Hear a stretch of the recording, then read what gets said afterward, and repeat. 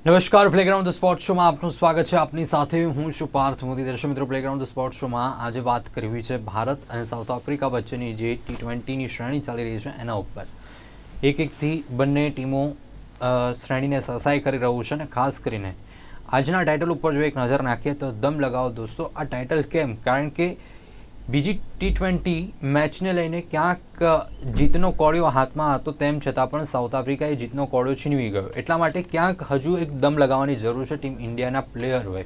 એટલા જ માટે આજે આ મુદ્દે ચર્ચા કરવી છે અને ખાસ કરીને સાઉથ આફ્રિકાનું પલડું કેવી રીતે ભારે છે કે કેવા સમીકરણો આજે સેન્ચુરીયનમાં જે મેચ રમાવાની છે એને લઈને શું સમીકરણો બને છે એના ઉપર પણ ખાસ નજર કરીશું. હેડ ટુ હેડ દ્રષ્ટિએ જ્યારે સ્કોરની વાત કરીએ આંકડાકીય, ભારત ભલે આગળ છે પરંતુ ટીમ નવી છે, યુવા ખેલાડીઓ છે અને જરૂરી છે યુવા ખેલાડીઓને જે તક મળી છે એ તકનું એન્કેશ કરવાનું, એટલે તકની અંદર પરફોર્મન્સ કરવાની.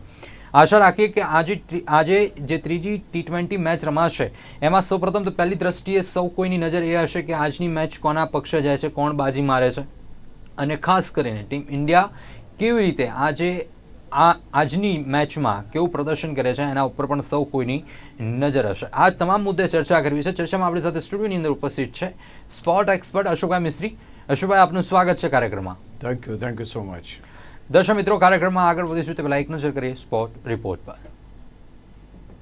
સંજુ સેમસનની ઝંઝાવાતી સદીના સહારે ભારતે પ્રથમ T20 મેચ સાઉથ આફ્રિકા સામે જીતી લીધી તો બીજી મેચમાં સાઉથ આફ્રિકાએ વળતો પ્રહાર કરતા બીજી T20 જીતી લીધી હતી. શ્રેણી અત્યારે 1-1થી બરાબરી પર છે. ત્યારે આજે કોણ જીતશે તે જોવું રોમાંચક રહેશે.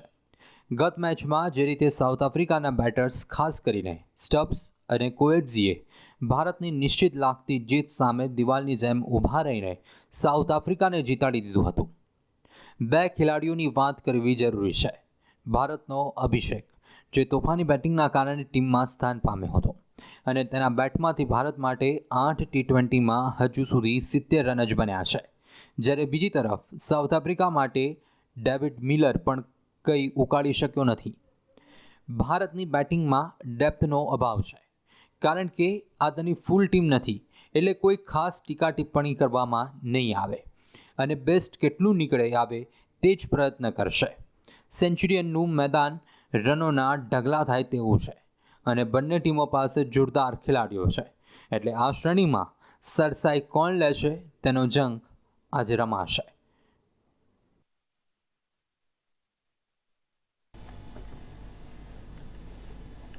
અશોકભાઈ, સામાન્ય રીતે પહેલો પ્રશ્ન થઈ રહ્યો છે એક તો રોમાંચની દ્રષ્ટિએ, કારણ કે T20 છે એક ફોર્મેટ, એવું ફોર્મેટ કે જેમાં રિઝલ્ટ તરત 4 કલાકની અંદર મળી જાય ને એ રિઝલ્ટ મેળવવાની અંદર ધમાચકડી થતી હોય છે, હાર્ટ સ્પીડ ઉપર નીચે થાય. એટલે રોમાંચની દ્રષ્ટિએ કેટલી મહત્વની આ મેચ રહેશે અને બંને ટીમોની દ્રષ્ટિએ જો વાત કરવામાં આવે તો કેટલી અગત્યની મેચ આ બંને ટીમો માટે ઇન્ડિવિજ્યુઅલ અને ખાસ કરીને આજે જે ટાઇટલ છે દમ લગાવો દોસ્તો, આને લઈને પણ ભારતની ટીમ માટે આ કેટલી મહત્વની મેચ? બહુ સાચી વાત કરી, કારણ કે જે પ્રમાણે અત્યારે શ્રેણી 1-1થી બરાબરી ઉપર છે એટલે સ્વાભાવિક રીતે શ્રેણીમાં લીડ કોણ લેશે અથવા તો કોણ શ્રેણીમાં આગળ જશે એની દોડ તો ચોક્કસ બંને ટીમો લગાવશે. સાઉથ આફ્રિકાએ જે રીતે કમબેક કર્યું અને તમે જેમ કહ્યું કે મોઢામાંથી કોળિયો છીનવાઈ ગયો, હવે આ પરિસ્થિતિમાં જ્યારે ભારતના ખેલાડીઓએ હાથમાંની બાજી ગુમાવી દીધી હોય ત્યારે તમામ ખેલાડીઓની એ ફરજ બને છે કે આ મેચમાં બાઉન્સ બેક કરે. અચ્છા, બાઉન્સ બેક કરશો તો કઈ રીતે કરશો? તો દેર આર યંગસ્ટર્સ. હજુ આ ટીમ એવી છે કે જે ટીમ પહેલી હરોળની ટીમ નથી. મહત્ત્વના ખેલાડીઓ આ પર્ટિક્યુલર શ્રેણીમાંથી મિસિંગ છે, દે આર નોટ પ્લેઇંગ. એ જ્યાં સુધી પાછા નથી આવતા, કારણ કે ઘણા બધા ખેલાડીઓ અત્યારે ઓસ્ટ્રેલિયાના પ્રવાસે છે. એટલે અહીંયા આગળ ભારતના એ ખેલાડીઓ કે જે ખેલાડીઓ નથી અથવા તો જેમણે નિવૃત્તિ લીધી છે એનું સ્થાન ભરવાની આપણે ટ્રાય કરી રહ્યા છીએ. તો એ પરિપ્રેક્ષ્યમાં જોઈએ તો આ દરેક ખેલાડીને મળેલી તકો એમને 50-60-100 તકો નહીં મળે. વોટ એવર ચાન્સીસ દેવ ગોટ એ લોકોએ એન્કેશ કરીને ભારતને જીતાડવાના પોતાના પ્રયાસોમાં સફળ થવું જોઈએ. કારણ એવું છે કે જ્યારે યશસ્વી જયસ્વાલ છે, બુમરાહ છે, રાહુલ છે, આ બધા ખેલાડીઓ જ્યારે પાછા આવી જશે ત્યારે આમાંથી કોને રાખવા એ સૌથી મોટો સવાલ ઊભો થશે. તમારી પાસે સ્પિન ડિપાર્ટમેન્ટની વાત કરો, ફાસ્ટ બોલિંગની વાત કરો કે તમે બેટર્સની વાત કરો, આ દરેકમાં તમે ક્યાંક ને ક્યાંક શોધશો કે ભાઈ આ કયા ખેલાડીઓને બહાર કાઢવા પડે. તો અહીંયા આગળ બહુ જરૂરી છે કે જે પરફોર્મ નહીં કરી શકે એ ખેલાડીને ડ્રોપ આઉટ થવાની ચાન્સીસ વધી જાય, સ્વાભાવિક છે. કારણ કે 4 મેચોની શ્રેણી છે, ઇટ્સ અ બિગ શ્રેણી. આજે અભિષેકની વાત કરીએ, Abhishek is not able to take the advantage. ત્યાર પછી તમે વાત કરો તો રિંકુ સિંહ, એનું કોઈ પરફોર્મન્સ જોવા નથી મળ્યું. તો even Tilak Varma to that extent. તો આ બધા ખેલાડીઓ એવા છે કે જેઓની જગ્યા ભારતીય ટીમમાં કન્ફર્મ નથી કે આ રહેશે જ, એમ પ્રયત્નો કરી રહ્યા છે. એટલે એ પરિસ્થિતિની અંદર ખાસ કરીને રિંકુ સિંહને, કારણ કે રિંકુ સિંહની એ જે 5 છગ્ગાની ઇનિંગને બાદ કરીએ તો કોઈ એવો સાઇઝેબલ એના રમતમાં કોઈ ફેરફાર આપણને દેખાયો નથી. એટલે આ બધી વસ્તુ, ઇવન અભિષેકને ટીમમાં લાવવાનું કારણ શું હતું કે ભાઈ જબરજસ્ત એ છગ્ગા મારે છે, ચોગ્ગા મારે છે અને બહુ શાનદાર રમે છે, પણ એ તો 10 મેચોમાં એની 10ની એવરેજ જ છે. તો આ ખેલાડીઓ માટે આઈ ઓપનર છે કે આ પર્ટિક્યુલર મેચમાં પરફોર્મ કરે. રોમાંચ એટલા માટે પણ છે કે એમની ટીમના બી એક બે ખેલાડીઓ નથી. ક્વિન્ટન ડી કોક હવે નથી તમારી પાસે, રબાડા એની પાસે છે નહીં. તો એ રીતે ત્યાં આગળ પણ થોડી એવી તકલીફ ઊભી છે. તો આ બંનેમાં ભારતને પોતાનું આધિપત્ય સ્થાપવાનું એક સરળ બને કે થોડી નબળી ટીમ છે, લાવો પ્રહાર કરીએ. એટલે અહીંયા જોવાનું એ છે કે આજનો પ્રહાર કેવો થાય છે. અને એના માટે હું હાર્દિક પંડ્યાની વાત નથી કરતો, સૂર્યકુમાર યાદવની વાત નથી કરતો, કારણ કે એમની કોઈ બીજો પ્રોબ્લેમ છે નહીં. એ તો ધારો કે આમાં કંઈ નથી કરતા તો they are the people in the team, they are the players in the team. એટલે બાકીના ખેલાડીઓ જે છે, 4 નામો જે છે, એ 4 નામોએ આજે એમનું કર્તવ્ય મીન્સ કે પોતાનું કૌવત બતાવવું પડશે કર્તવ્ય કરતાં, ખાસ આપણે કહીએ તો. અને એ ફાસ્ટ બેટર્સ છે એવું પુરવાર કરવું પડશે. જી બિલકુલ, એક કૌવત તો બતાવવું જ પડશે. પરંતુ એક સમય એવો હતો જ્યારે સુનિલ ગાવસ્કરની વાત કરીએ, સચિન તેંડુલકર આવ્યા, સચિન પછી મહેન્દ્રસિંહ ધોની કે પછી વિરાટ કોહલી, એક પ્લેસ ભરાઈ જતી હતી કારણ કે એક ખેલાડીઓ એ તૈયાર થઈ જતા હતા. પરંતુ આપણે છેલ્લા કેટલાય સમયથી એક રિપ્લેસમેન્ટની વાત કરીએ છીએ. અલગ અલગ ફોર્મેટમાં ક્યાંક ટેસ્ટની અંદર કોઈ પ્લેયર ઊભો રહી શકે એના રિપ્લેસમેન્ટની વાત છે, ક્યાંક આ શોર્ટ ફોર્મેટ T20ની અંદર વિરાટ કે રોહિત શર્માની રિપ્લેસમેન્ટ કરી શકે એવા ખેલાડીઓની અપેક્ષાઓ આપણે શોધી રહ્યા છે. પરંતુ એ ખેલાડીઓ મળી નથી રહ્યા. અને ખાસ કરીને આપણે વાત કરી કે બંને ટીમોમાં ક્યાંક જે પ્રથમ હરોળના જે ખેલાડીઓ છે એ ખેલાડીઓ હાજર નથી. એટલે ક્યાંક અપેક્ષા એક હાઈ લેવલની રાખવી કે પછી ન રાખવી, કારણ કે અપેક્ષા સાથે આ મેચ આપણે જોઈ શકીએ કે ના જોઈ શકીએ? નહીં, બિલકુલ જોઈ શકીએ. આ બધા ખેલાડીઓ પાર્થ નવા નથી. આ બધા ખેલાડીઓ IPLમાં જબરજસ્ત પ્રદર્શન કરીને શાનદાર રમત રમીને એ લોકો અહીંયા આવ્યા છે. It's not that they don't know cricket. એ લોકો છગ્ગા, લાંબા છગ્ગા મારીને, અભિષેકના છગ્ગા તમે જુઓ અથવા તો એની જે પરફોર્મન્સ તમે જુઓ, ઇટ્સ સુપર. રિંકુ સિંહ તમે જુઓ, IPLમાં જબરજસ્ત રમે છે. When he is playing for the country is not able. આ બધા ખેલાડીઓએ એક ધ્યાન રાખવાનું છે કે તમે જ્યારે IPL રમો છો, you are playing for your franchise. When you are playing the national ટીમમાં જ્યારે તમે છો તો you are playing for your country. આ જે બાયફર્કેશન છે ને, બાયફર્કેશન બહુ એ આ મેચોને પણ IPLની જેમ જ લે છે. એટલે એ કદાચ ક્યાંક થોડુંક હજુ રિફાઇન થશે આ ખેલાડીઓ અને એમનું પરફોર્મન્સ સુધરશે. કારણ કે જેમ મહત્ત્વના ખેલાડીઓ ના હોય ત્યારે જ આ ખેલાડીઓને તક મળે. ભારત કેવી રીતે તક શોધશે? ક્યારે?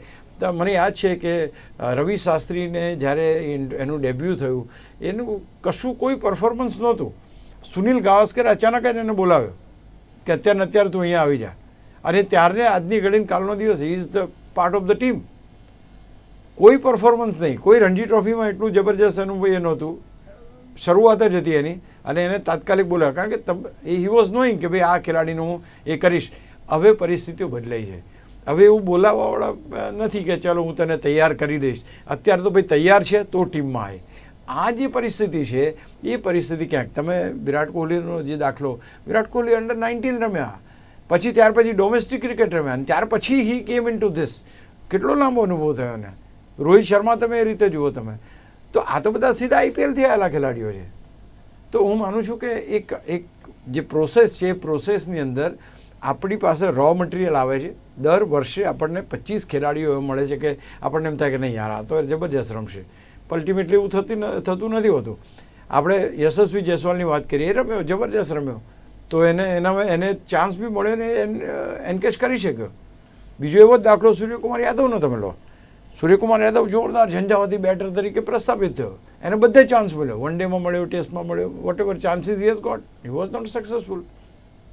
તો ફરી પાછું તમે T20ની અંદર T20 પૂરતા મર્યાદિત થઈ ગયા. હવે તમારી મોટા ફોર્મેટમાં તમારું નામ ચર્ચાતું નથી. એટલે આવું ના થવું જોઈએ કે તમે T20ના ફોર્મેટમાં છો ત્યાં જ રહો. તમારે અપગ્રેડેશન જો કરવું હોય તો તમારે જવાબદારી લેવી પડશે, રન કરવા પડશે. આ જવાબદારીમાં માત્ર સારા થવાથી કે માત્ર તમે સારું એ કરી શકો છો, પબ્લિક રિલેશન છે એના માટે નહીં, તમારું પરફોર્મન્સ તો બોલશે.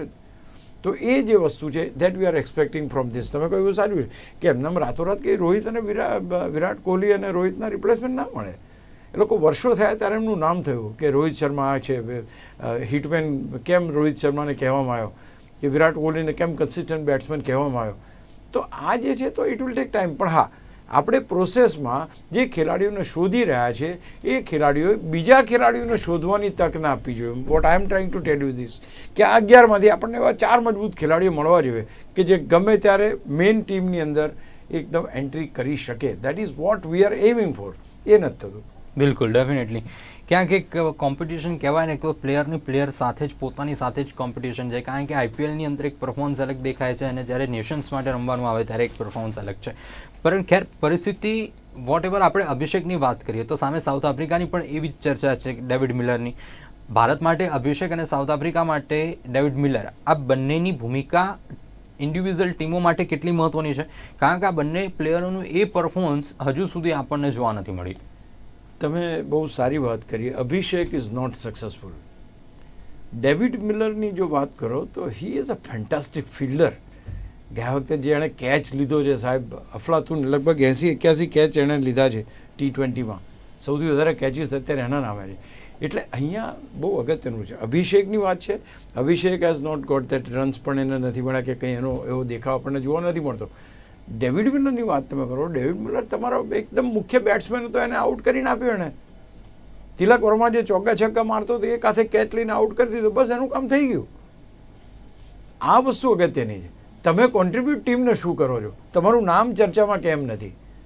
દરેક વસ્તુમાં, even in life van you R, તમે દીખતા તો બીકતા એના જેવું છે. તમારું નામ ચર્ચામાં આવવું જોઈએ.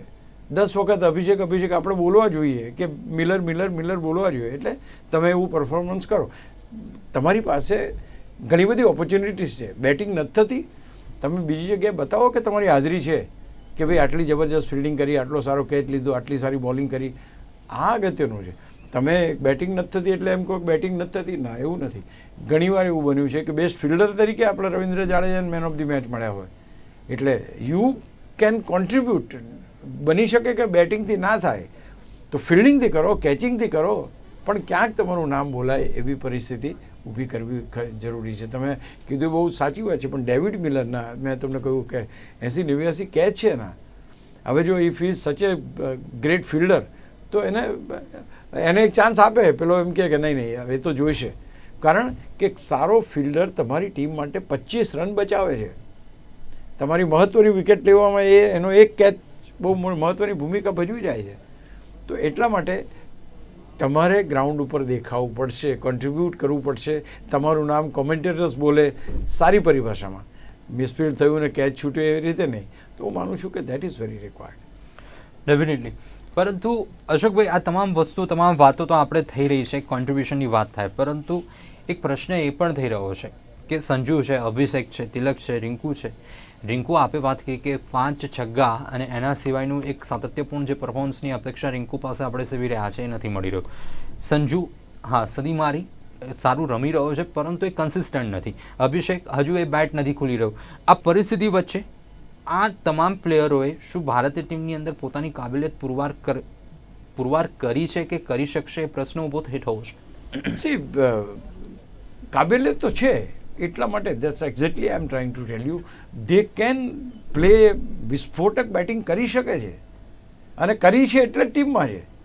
એ લોકો કોઈ એમનામાં આવી ગયા હોય એવી વાત નથી કે ચલો ભાઈ આ છોકરાને કાલથી રમાડજો. No, it's not that way. Everybody has perform. અભિષેકની વાત કરો, રિંકુની વાત કરો, તમે સંજુ સેમસનની વાત કરો, બધાએ પરફોર્મ કર્યું છે. સવાલ એ છે કે જ્યારે તમારું જે ફોર્મેટ બદલાય, એટલે કે આઈપીએલ અને કન્ટ્રી માટે ત્યારે કેમ તમે અને અહીંયા બે વસ્તુ છે. સૌથી મોટી વાત એ પણ છે પાર્થ કે કોમ્પિટિશન એટલી જબરજસ્ત છે. એટલે દરેકને એમ છે કે હું આજે 50 રન બનાવી લઉં, હું આજે આમ. એટલે they are trying much more than what they should try. એમની અપેક્ષા કરતાં વધારે પ્રયત્ન કરે, યાર ચોગ્ગો આવતો નથી, છગ્ગો આવતો નથી, અને એમાં દે આર થ્રોઈંગ અવે ધેર વિકેટ્સ. આ એક બહુ મહત્ત્વની વસ્તુ છે, કારણ કે તમને ખબર છે કે તમને નહીં તો બીજો કોઈ તમારું સ્થાન લઈ લેશે. એટલે આ એક ડર પણ છે કે જે પરફોર્મન્સ ઉપર અસર કરે. અને આ યંગ છોકરાઓ છે, they have come recently from IPL to national teams. એટલે એમની પાસે તમે એવી અપેક્ષા ના કરી શકો કે યાર આપણે શાંતિથી રમવાનું, થોડી આમ કરવાનું, વિકેટ ટકાઈને રમવાનું. Everybody wants run. એને ખબર છે કે આ 4 નહીં કરે તો બીજા 4 કરવાના છે. તો આ પણ એક છે, હરીફાઈના કારણે પણ આ ભૂલો થાય. એટલે મેચ્યોરિટી ટૂંકમાં બંને ફોર્મેટમાં રમવાની જરૂરી છે. અને એ મેચ્યોરિટી જ્યારે આવી જશે તો I think they have got a chance. હવે એમને પુરવાર કરવાનું છે કે અમારામાં એટલી મેચ્યોરિટી છે કે અમે જ્યારે વેન પ્લેઇંગ ફોર ઇન્ડિયા અમારે કેવી બેટિંગ કરવી, કેવા ચોગ્ગા મારવા, કેવા છગ્ગા મારવા, કઈ જગ્યાએ મારવા. તો આઈ થિંક આ બધી. અને બીજું સૌથી મહત્ત્વની વાત એ પણ છે કે ગ્રાસ્પિંગ પાવર. હમણાં જ બહુ સરસ વાંચી રહ્યો હતો, હર્ષદીપ સિંઘે બહુ સરસ કીધું કે મને જસપ્રીત બુમરાહ મારી પ્રેરણા મૂર્તિ છે. He is the main who was. હું એની સાથે જ્યારે બોલિંગ કરતો હતો મને કન્ફર્મ હોય કે મને વિકેટો મળશે. તો એમ કે કેમ તમે એવું કહો છો કે મને વિકેટો મળશે? તો કે એ દબાણ બીજા છેડા ઉપર એટલું ભયંકર બનાવે છે કે એણે મારી બોલિંગમાં ચોગ્ગો છગ્ગો મારવાનો ટ્રાય કરવો જ પડે એટલે મને વિકેટ મળે છે. So this is what it is કે તમે કેટલું શીખી શકો છો. તમને ચાન્સ મળ્યો, જસપ્રીત બુમરાહે ત્યાં પ્રેશર બનાવ્યું, રન નથી જતા અને 2-3 ઓવરો ખાલી ગઈ છે. એટલે સ્વાભાવિક છે કે સેકન્ડ બોલર એની બોલિંગમાં ચોગ્ગો છગ્ગો મારવાનો ટ્રાય કરશે જ. અને તમે વિકેટ લો, એવી બોલ નાખો, એવી જગ્યાએ પિચિંગ કરો કે તમને વિકેટ મળે. સો આ લર્નિંગ છે. એ જ પ્રમાણે આ યંગસ્ટર્સ માટે કઈ રીતે સૂર્યા રમે છે, ટુ બી વેરી પ્રેસાઇઝ, કઈ રીતે હાર્દિક પંડ્યા રમે છે. વોટ એવર ગયા વખતે જે કોઈ એના રન થયા ડિફિકલ્ટ સિચ્યુએશનમાં, but the way is playing, one has to learn from him. હજુ સૂર્યકુમાર યાદવને તમે એમ કહી શકો કે આ ખેલાડીને ચોગ્ગા છગ્ગા જ બસ મોટા મોટા ફટકા જ મારવા. But that man, Hardik Pandya, is playing sensibly in the sense that he takes the note of the situation. કઈ રીતે છે, કયો ફિલ્ડર ક્યાં છે, શું છે, શું નહીં, અને ઓલ અરાઉન્ડ એ ચોગ્ગા છગ્ગા મારે છે. સો આ વસ્તુ છે કે તમે અમની પાસે શું શીખ્યા, એ તમારે એ કરવાની જરૂર છે. અને એ તો કરી શકશો તો મેઇન ટીમમાં આવવા મળશે. બિલકુલ, ડેફિનેટલી મેઇન ટીમમાં. અને ખાસ કરીને જે સિનિયર્સ જોડે રમી રહ્યા છે, સિનિયર્સમાંથી કેટલું ગ્રાસ્પિંગ કરી શકાય કે કેટલું લઈ શકાય, એ ખૂબ આ નવા પ્લેયર માટે ખૂબ મહત્ત્વનું છે. અને આપે એક વાત સરસ કહી કે આ તમામ પ્લેયરો એ જ વસ્તુનું ધ્યાન રાખવાનું છે કે બીજો વ્યક્તિ આવીને એમની જગ્યા ના લઈ જાય, કે એમનું સ્થાન ન પૂરી દે. એ સૌથી મહત્ત્વની વસ્તુ છે. પરંતુ સાઉથ આફ્રિકા સામે એક સૌથી મોટો પડકાર એ રહ્યો છે ભારતનું સ્પિન. પરંતુ શું લાગી રહ્યું છે કે આ પડકાર આજે પણ યથાવત રહેશે અને આ પડકારનો બીજો કોઈ રસ્તો કે તોડ સાઉથ આફ્રિકા કાઢવામાં સફળ થશે? આ પણ એક પ્રશ્ન નડી રહ્યો છે. જે રીતે બંને રિસ્ટ સ્પિનર બોલિંગ કરી રહ્યા છે, એ બોલિંગમાં સાઉથ આફ્રિકાના બેટ્સમેન ફાવી શકતા નથી. હવે મુખ્ય પ્રોબ્લેમ એ છે કે આ પર્ટિક્યુલર સેન્ચુરીનું જે મેદાન છે ત્યાં આગળ 10 રનની એવરેજથી રન્સ બને છે. એટલે કે અહીંયા કોઈ પણ બોલર હોય એ જોડાય છે અને સૌથી વધારે રન બનાવે એવું આ મેદાન છે. એટલા માટે અહીંયા જોવાનું એ રહેશે કે શું એમના સ્પિનમાં ચોગ્ગા છગ્ગા મારી શકે છે સાઉથ આફ્રિકાના બેટર્સ. અત્યાર સુધી શું બન્યું કે જે વિકેટ હતી, that wicket was helping the spinners, helping the slow bowlers. અને એટલા માટે આપણી જે સ્પિન ટર્ન એટલો મોટો થતો હતો કે they are not able to take that chance કે ભાઈ હું છગ્ગો મારી લઉં, ચોગ્ગો મારી લઉં. તો આ એક બહુ અગત્યની વસ્તુ. આ પર્ટિક્યુલર મેદાન ઉપર જ્યાં ચોગ્ગા છગ્ગાનું જે આ ગ્રાઉન્ડ છે, એનો અર્થ એ થયો કે ત્યાં સ્પિન પણ ઓછી જ થતી હશે. હવે જ્યારે તમારી પાસે સ્પિન ઓછી થતી હોય તો તમારું જે ડેન્જર લાગતું હતું, તમને જે ડર લાગતો હતો, એ ડર અહીંયા આગળ નલિફાઈડ થાય છે. એ નલિફાઈડ થાય છે તો એનો એડવાન્ટેજ તમે કેટલા. અને બીજું એ પણ ના ભૂલવું જોઈએ કે સાઉથ આફ્રિકાનો મોટો પડકાર છે કારણ કે આ બધા ખેલાડીઓ તો એમની સામે IPLમાં રમે છે, ક્લાસે રમે છે, માર્કરમ રમે છે. આ બધા ખેલાડીઓ તો એમની સાથે રમે છતાં કેમ રન નથી બનતા, એ બહુ મોટો સવાલ છે. એટલે આ બંને બોલરો જે એક જમાનામાં ચહલ અને એની જોડી હતી, એ 2 જણા રન નહોતા બનાવવા દેતા. નાઉ ધીસ ઇઝ અનધર જોડી કે જેમને પરેશાન કરે છે. એમણે રસ્તો આનો શોધવો પડશે, otherwise they will be definitely in trouble. બિલકુલ. પરંતુ જે રીતે સૂર્યકુમાર યાદવની વાત હોય, હાર્દિક પંડ્યાની વાત હોય, ખેર હાર્દિક પંડ્યાનું જે પરફોર્મન્સ છે એ તો અત્યારે જોવા મળી રહ્યું છે, પરંતુ સૂર્યકુમાર ક્યાંક એક બાજુ કેપ્ટનશીપ છે તો બીજી બાજુ એનું બેટિંગનું પોતાનું બેટર્સ તરીકેનું પરફોર્મન્સ છે.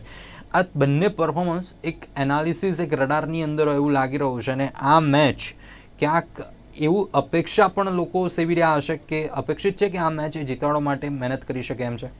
See, Suryakumar Yadav is a dynamic man, number 1 batter in T20 category ICC રેન્કિંગમાં. એટલે એની ક્ષમતા વિશે, એની રમત વિશે, એના છગ્ગા વિશે, એના ચોગ્ગા વિશે કોઈ ડાઉટ કરવાનો કોઈ સવાલ ઊભો નથી થતો. That's number 1. બીજી વસ્તુ છે કેપ્ટનશીપ. હવે કેપ્ટનશીપ એક એવી વસ્તુ છે કે જે તમે શીખીને ના આવી શકો. That ability to lead the team is rest on you, કે તમે આવી પરિસ્થિતિમાં કેવું કામ કરી શકો છો.